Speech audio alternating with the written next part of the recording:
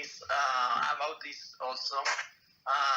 So who would be the ruling evil in the world now, the Satan or the wife of the Satan?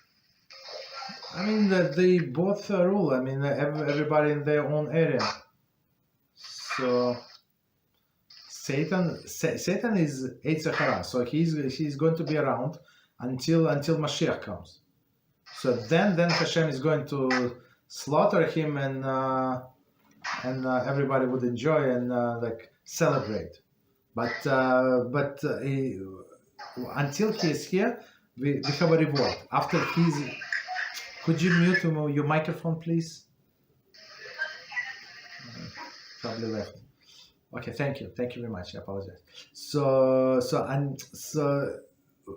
we can get reward here only when we overcome obstacles. So in order to overcome obstacles, we have to have some challenges.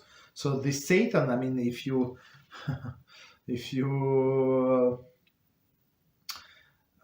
deal with him correctly, right? So it's actually he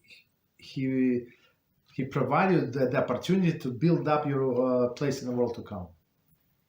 You understand why? Because he gives the obstacle, you overcome this obstacle, and you get the reward. But after he slaughtered, there is no more challenges. For what should you get rewarded? Another thing is about this is in a small short video of Rabbi, I heard that some big Chachamim went to fight the wife of the Satan, and with the Satan they had no trouble to defeat him, but with the wife of the Satan, which is Lamed, I Lamed is I think I know. They couldn't.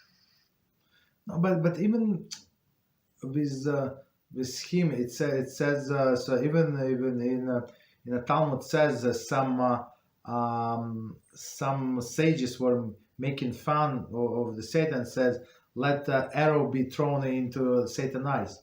So and then I mean, he did not like it because he's an angel and he has much more power than a human being.